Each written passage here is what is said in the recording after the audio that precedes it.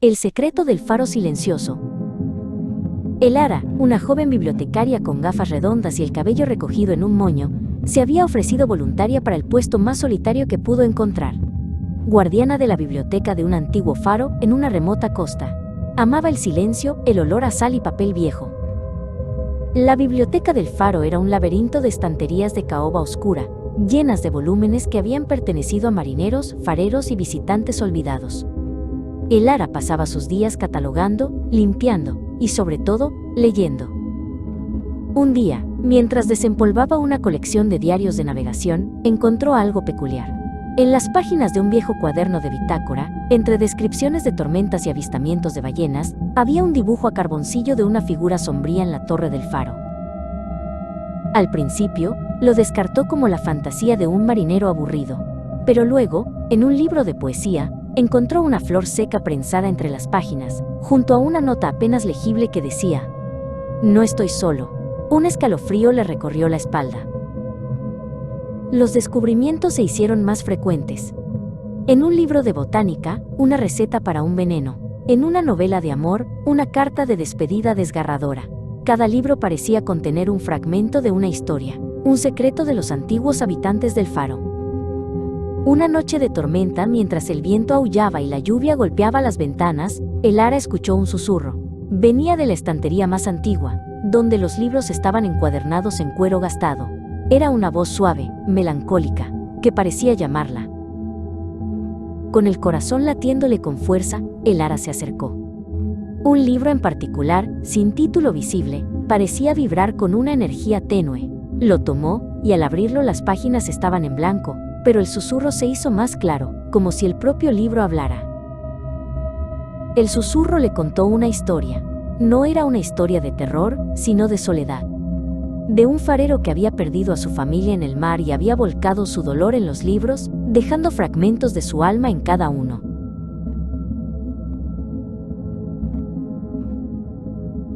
Elara se dio cuenta.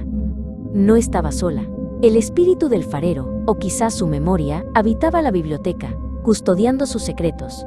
No eran macabros, sino tristes, llenos de amor y pérdida. Él no quería asustarla, solo que alguien finalmente escuchara su historia. Desde ese día, Elara ya no se sintió sola en el faro. Se convirtió en la nueva guardiana de las historias, leyendo en voz alta los fragmentos de la vida del farero a las olas, asegurándose de que sus secretos y su amor nunca fueran olvidados. La casa de las voces silenciosas. Arthur Finch, un anticuario con un ojo para lo inusual, se detuvo ante la imponente silueta de la mansión Blackwood.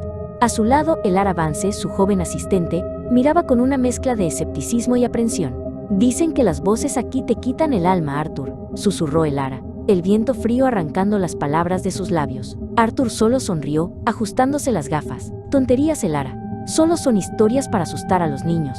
Nuestro espejo nos espera». La puerta principal, de madera oscura y pesada, se dio con un gemido que resonó por los pasillos vacíos. Dentro, el aire era denso y frío, cargado con el olor a polvo y decadencia. Telarañas colgaban como velos fantasmales de los candelabros rotos. Arthur, encendiendo su linterna, avanzó con la emoción de un explorador. Elara, en cambio, sintió un escalofrío que no tenía nada que ver con la temperatura. Mientras Arthur se maravillaba con los restos de una biblioteca cubierta de moho, Elara se adentró en un salón adyacente. Un susurro, tan tenue que podría haber sido el crujido de la madera vieja, rozó su oído. «¿Elara?», se preguntó a sí misma, girando la cabeza. Pero no había nadie, solo el viento, murmuró, intentando convencerse. Arthur, absorto en un viejo mapa de la casa, no notó la creciente inquietud de Elara. Los susurros se hicieron más claros para ella, una voz suave que le recordaba un error del pasado. Una promesa rota que había intentado olvidar. La mansión parecía respirar a su alrededor, y cada sombra se alargaba con una nueva amenaza. Luego, las voces encontraron a Arthur. Al principio, eran ecos distantes, burlándose de su obsesión por lo olvidado, de su miedo a la soledad que lo empujaba a buscar compañía en objetos inertes. Arthur se frotó las sienes, sintiendo un leve dolor de cabeza. Demasiado silencio, se dijo, intentando ignorar la punzada de ansiedad. Las voces se volvieron más insidiosas, tejiendo una red de dudas entre ellos. A Elara le susurraron sobre la codicia de Arthur, su disposición a sacrificarlo todo por un objeto raro.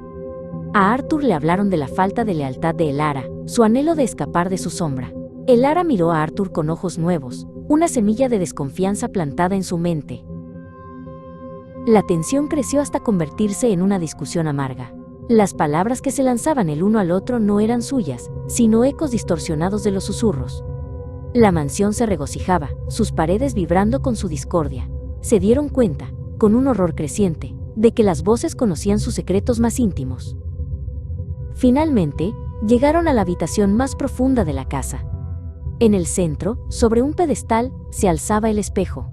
Era grande, con un marco de ébano tallado con figuras grotescas, y su superficie reflejaba solo una oscuridad abismal. Las voces se convirtieron en un coro ensordecedor, una sinfonía de sus miedos más profundos.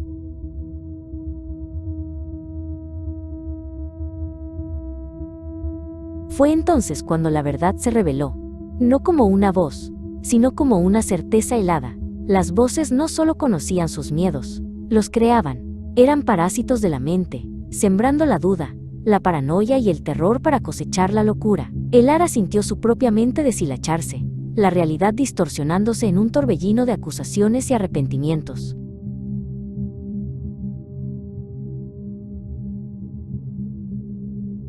En la casa de las voces silenciosas, Arthur y Elara se perdieron. Sus mentes, ya no suyas, quedaron atrapadas en un bucle eterno de susurros y tormentos autoimpuestos. La mansión, satisfecha, los reclamó como suyos, dos almas más añadidas a su coro de lamentos silenciosos. El secreto del refugio insonorizado. La oscuridad había engullido la ciudad. Elena, una madre joven con una mirada de acero, guió a su hijo Mateo, de 7 años, por las escaleras chirriantes hacia el sótano. No era solo un sótano, era un refugio contra tornados, construido para resistir el fin del mundo y, lo más importante, insonorizado. Adentro, el aire era denso y estancado. Elena encendió una lámpara de batería, revelando paredes de hormigón desnudas, estanterías con provisiones y un pequeño colchón en el suelo. Mateo se acurrucó bajo una manta, su pequeño rostro pálido a la luz parpadeante. «Estamos a salvo aquí, cariño», susurró Elena, más para sí misma que para él. Pasaron las horas. El silencio del sótano era absoluto, un bálsamo contra el caos exterior. Elena intentó leer un libro, pero su mente divagaba.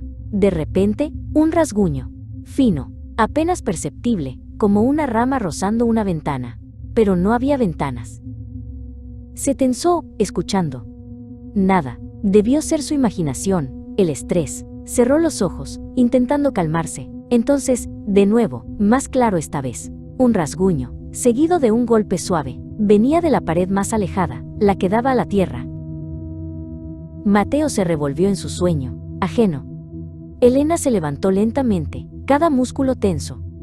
Los ruidos se hicieron más frecuentes, más insistentes. Ya no eran rasguños, sino golpes rítmicos, como si algo estuviera intentando abrirse paso desde el exterior. El pánico comenzó a burbujear. ¿Qué criatura podría ser tan persistente? ¿Un animal salvaje, desesperado por refugio? ¿O algo peor, algo que la tormenta había desenterrado? Los golpes se volvieron más fuertes, resonando en el pequeño espacio. Se arrastró hacia Mateo, cubriéndolo con su propio cuerpo, su corazón latiendo como un tambor. Los golpes se intensificaron, acompañados de un sonido de raspado húmedo, como garras arrastrándose sobre el hormigón. Estaba intentando entrar. De repente los golpes cambiaron. Ya no eran hacia adentro, eran hacia afuera. Un escalofrío helado recorrió a Elena. La criatura no estaba intentando entrar al refugio. Estaba intentando salir. El sonido se volvió frenético, una mezcla de golpes, rasguños y un gruñido bajo y gutural. Venía de detrás de una sección de la pared que Elena siempre había creído sólida, una parte del hormigón que parecía ligeramente diferente, más oscura. Un crujido. Una grieta fina apareció en el hormigón, extendiéndose como una telaraña. El gruñido se hizo más fuerte, más desesperado. Elena se dio cuenta de que no estaban a salvo del exterior.